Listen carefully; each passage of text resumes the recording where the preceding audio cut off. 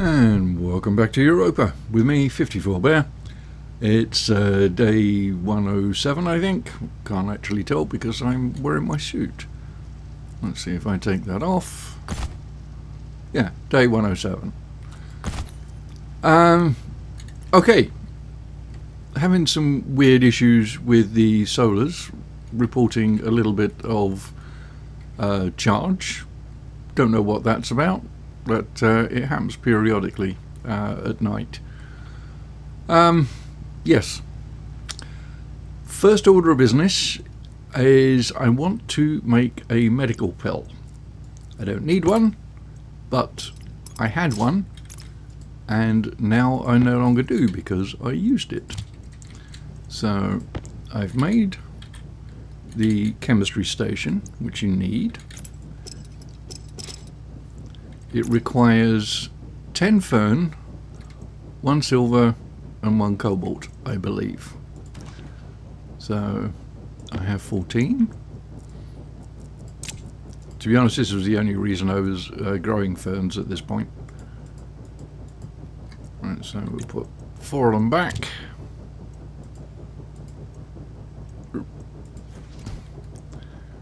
I always get confused with this as to which way it goes. So, yeah. Add the ferns there.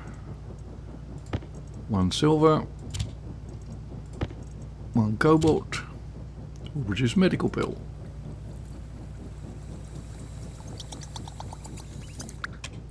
And there we have it. Right. I should probably carry it on my person. I don't think I really need the flares anymore. So, yeah, that's good. Don't need this, so rather than have it permanently set up, I'll just put it back there.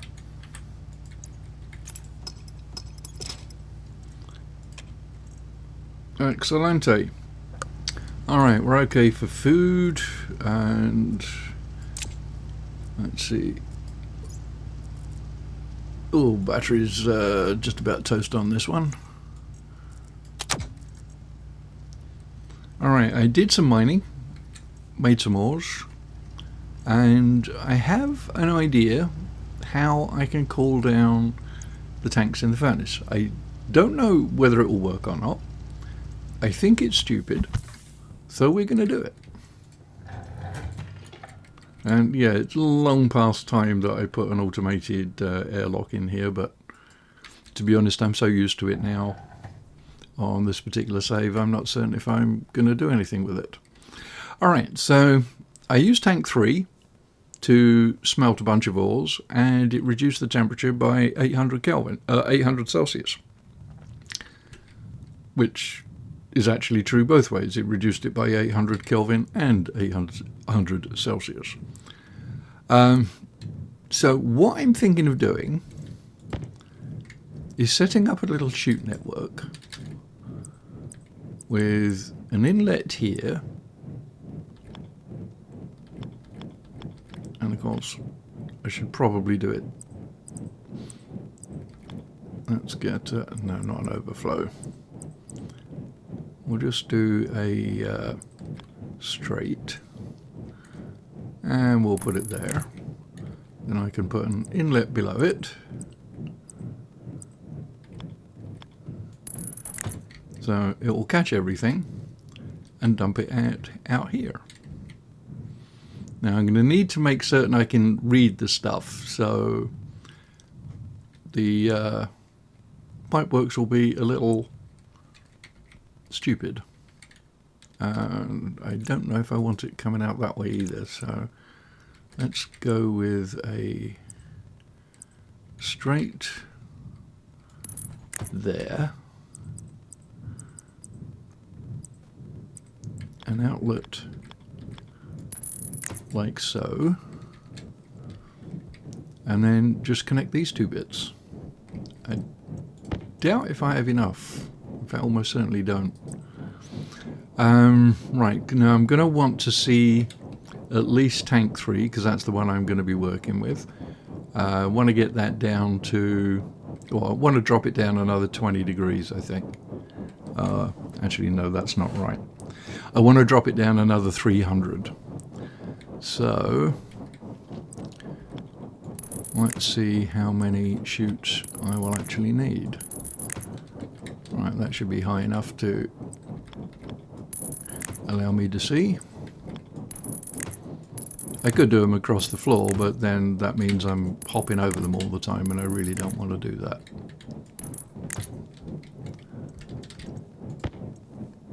Eight. You know what? We might actually be okay.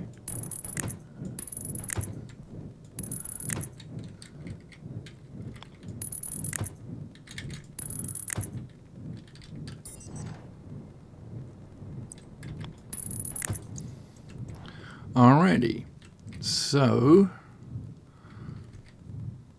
with everything connected, I just need to bring a little bit of gas in. In fact, I'll set it to 10 and 10 so that it will circulate the stuff. Not that it really makes that much difference. And I will grab an ingot. Let's use 150 iron. So open that, put that there. That will smelt it. Cools the temperature down inside the furnace. That will in turn cool down the temperature in the manifold, and as the manifold is directly connected to the tank, it should also cool down the tank. And it will just cycle that same ingot around and around and around. Is it cheesy? Absolutely.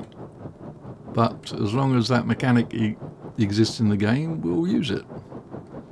I mean, having the ingot cool down the furnace, that's not a cheese. What is a cheese is the ingot that comes out of the furnace is at room temperature. But yeah, having ingots cool down is well beyond what any game, I think, could reasonably be expected to handle. So yeah, we want to get this down to about 1077 or 1075. So yeah, we have a few 100 degrees to go. So this process will take a while. You can only do one tank at a time. But I figured I'd try it on the pink tank because that has the least amount of movement required. The other option is just go mining crazy and smelt a bunch of stuff, like make ingots, make alloys, whatever. Deal with the off-gassing, and the off-gassing will also cool down those. But I think that's something that I'll save for the lower two tanks because they have the most need to cool down. And you know, whilst that's ongoing, I could add some radiators. But if I'm going to do that, then I really want to have some sort of control on it, which either means writing more IC code, or more than likely I'll just slap some logic chips down, because it's something that will be fairly simple. You have the valve open until a certain temperature is reached, then you close the valve. I won't do direct cooling. I shall do indirect, which means I'll have a cold source of gas, which will be the atmosphere, and it will cool down the tanks by use of what do you call them, heat exchangers. And I've just noticed the mountain on the right loses its top. There it is, and now it's gone. Funky. Don't know why that top bit doesn't render properly. Can I get it to do it again? No. Oh well. Weird stuff. Right, and at some point... yeah. The pressure in the furnace is actually increasing, even though I've got them both set to 10 litres, so... oops, wrong way. I'll set that to 20.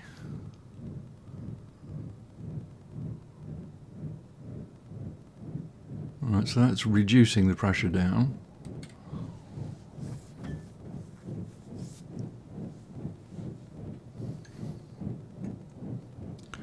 Not certain what happens if the temperature and pressure drop below what is required to make the ingot out.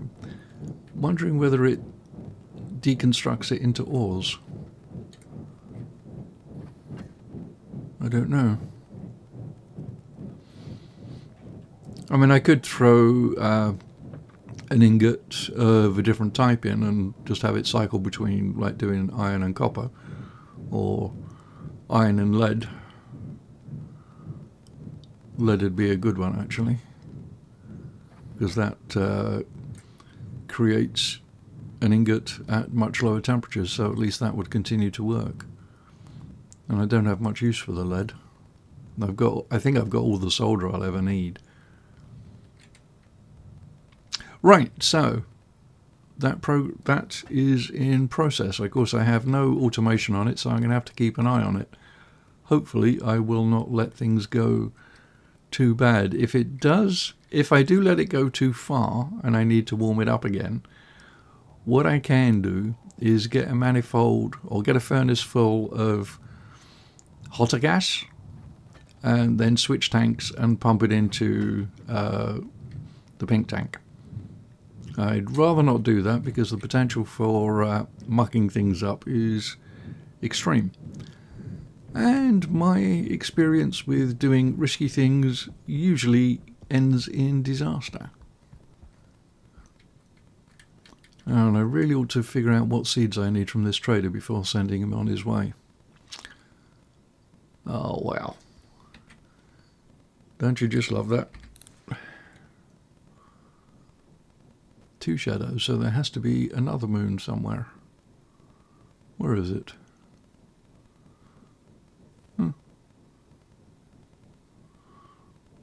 I don't know. I'm so grateful the devs spent the time to put these kind of beautification things in the game, because I just think they are stunning. Anyway, I'm going to get on and do some other stuff. Join me in a minute. Okay, so slightly overcooked the cooling on that, so I've connected it to tank number 2. I will open that, close this, so that gives me a bunch of pressure there and temperature. So I will reselect tank 3 and turn on the pump until it hits 1075 and throw that one.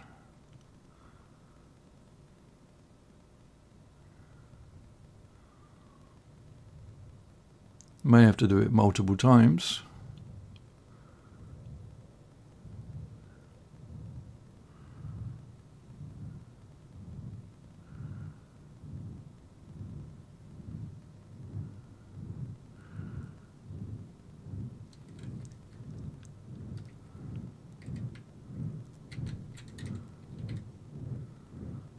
Okay, let's turn that off. Reconnect it to tank 2. Connect them. Alright, that gives me a load of gas in the manifold. Whoops. Tank 3. Set the pump on and throw it.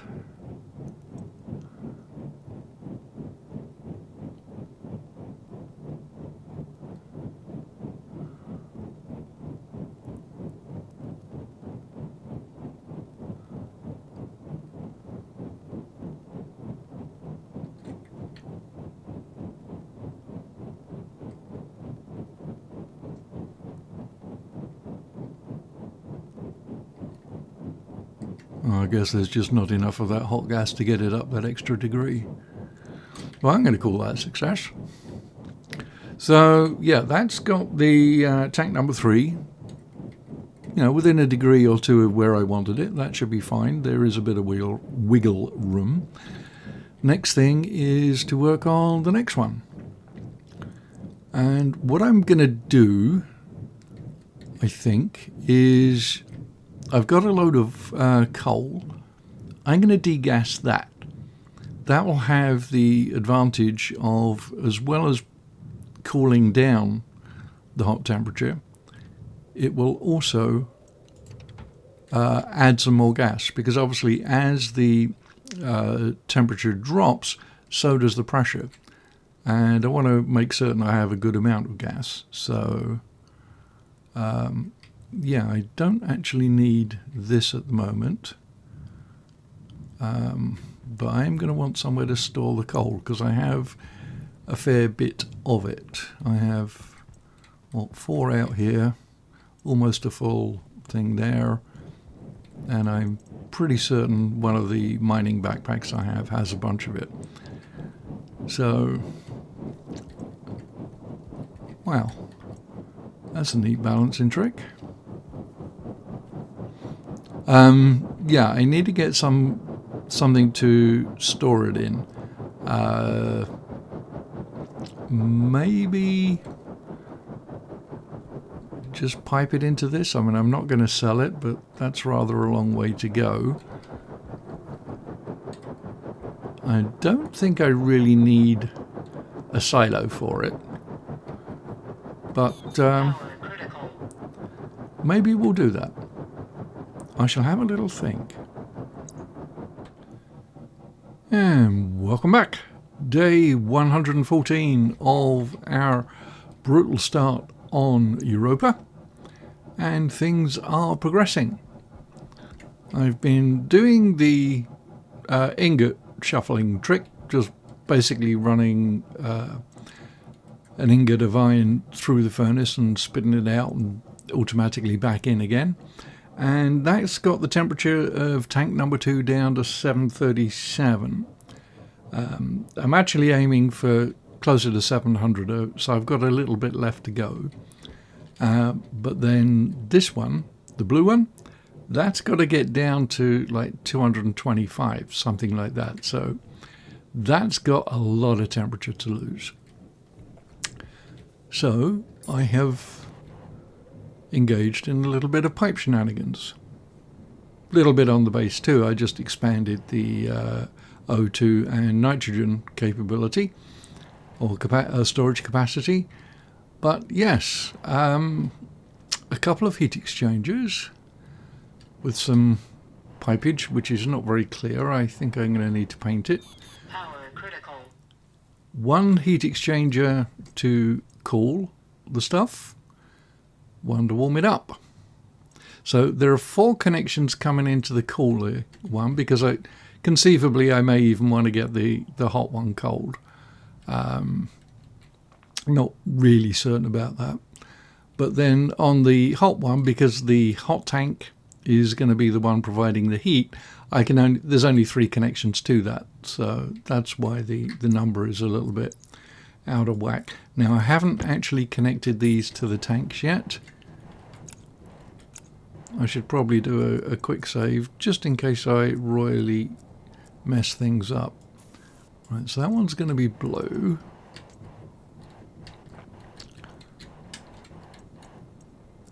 This one's going to be purple. And this one will be pink. And the red one will be that one. Right, so hopefully that's a little clearer. I was going to do the same kind of thing that I did here, like just adapt the MIPS code I already had, put it on a separate chip, and have that control the valves. Problem with that being is you can't have digital valves this close together. At least 2 of them you can if the wires come out of opposite sides, which means that they'd have to get staggered, and I didn't really like that. Plus I figured this was only going to be a temporary thing, so I wasn't going to worry too much about it. Now, in order to be able to see everything, I will get rid of a lot of these chutes.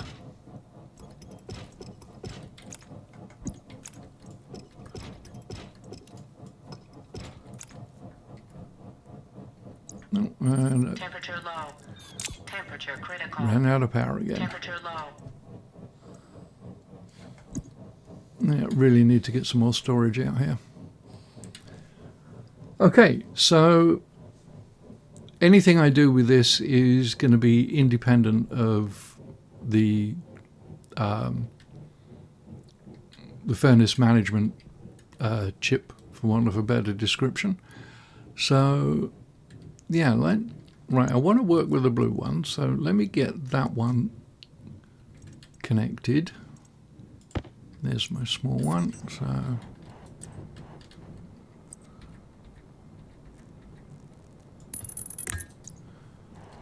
right, so the blue one is connected all the way through. I want to cool it down.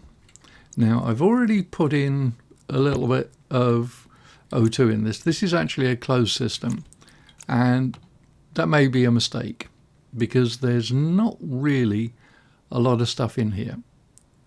So I would expect it to heat up quite quickly. So all I need to do, this one is permanently connected. I put a liquid drain on it so that any oxygen that liquefies gets rid of. Same here, because once all this is turned off, there will be some gas left in this bottom section of pipe, and that will continue to cool down. So hopefully this will get rid of any liquids. Right, so let's see how this works. Well, that's definitely cooling it down.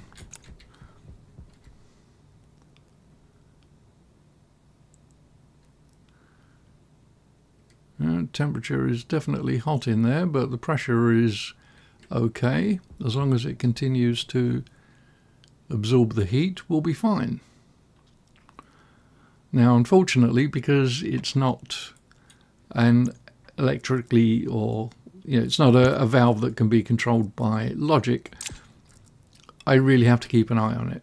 Otherwise, the temperature will get way too cold, and then I'm going to have to heat it up that way. Now on the hot one, the red tank will be permanently connected. I haven't actually made all of the tank connections yet because I have literally just built this thing. Wanted to see how effective it was going to be. It's actually not bad. So as soon as I shut this off, it should stop cooling, and it does. So it will allow for quite precise control.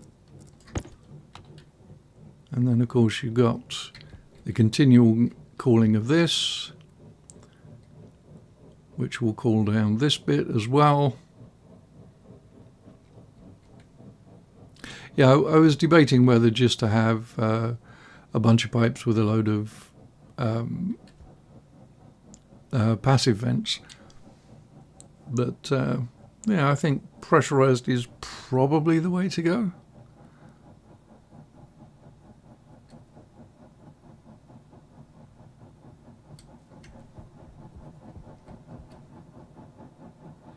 Yeah, so you're already getting pollutants liquefying. I don't think the oxygen will, but the CO2 I'm fairly certain will also liquefy. And there it goes.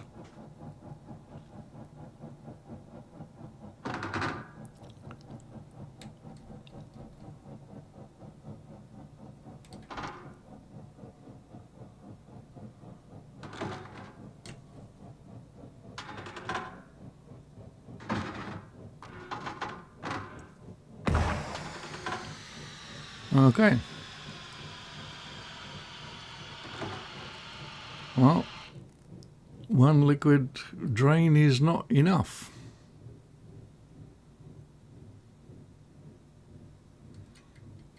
I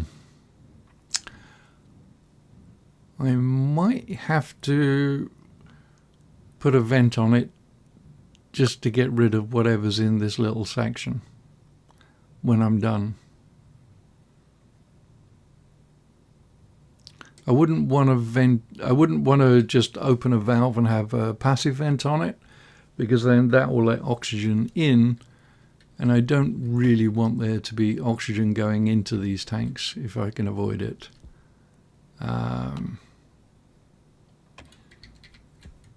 Yeah. Okay, so partial success. Now, what I am going to do, because if you'll notice on the temperatures, as the temperature has gone down, so has the pressure. And all of these tanks had the same quantity and makeup of gases. There's been a tiny little bit of interchange from one to another. I just did to do a quick test just to bring this one down a fraction, but not enough to really be noticeable. But see, once you've got down to these kind of temperatures, the pressure has dropped off a lot, and so I'd kind of like to get that pressure back up. On this one it's probably too late, but on this one it isn't. So what I will probably do is get all of the coal that I have, and there's a fair amount, and have that go through and just get degassed. That will generate a lot of gas. It will cool it down, and help hopefully build up the pressure. But I can always come back and use this. The heating thing I expect would work in exactly the same way. I'm not going to bother connecting it just to raise the pink tank up to 1075, because 1 degree either way is not going to be critical. So yeah, there's that. Another thing that I realized is the starting jetpack that you get is absolute rubbish. So I printed up the space pack. The space pack is actually cheaper to make than the starting jetpack, and this thing is faster. Not by much. I mean, you're comparing 3 meters per second to currently 5. But yeah, I actually forgot to do that for the longest time. I did it a few episodes ago, and I forgot to mention it. And it was sitting in the rack down in my base, and I thought, yeah, I really should mention that, because there's probably people who don't realise that it's cheaper. You have the same amount of storage space. I don't think there's much difference in consumption of propellant, but yeah, it's worth it, especially when you find yourself 1,000 meters away from the base and your thirst alarm is going off like the clappers. Anyway, this is where we are at. We are almost there. I've got a lot of coal I need to process. In fact, one of these I think has coal in them. So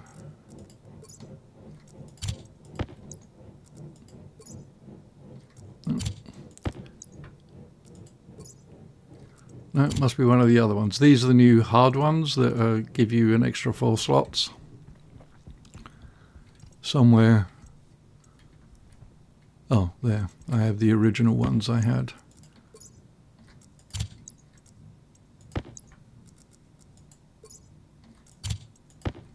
And of course, as with everything else, I am completely losing my marbles. Because I had this, and then I'm fairly certain I had a backpack full as well. Oh well. Such is the problems of getting old and losing your marbles. Anyway, thanks for watching. Hope you found something of interest. Like and subscribe, all that good stuff. If you have any questions or comments, let me know down below. I'm delighted to get any questions, observations, feedback, criticisms. Even a good dad joke would be appreciated. So, I'll catch you in the next one. 54 Bear out.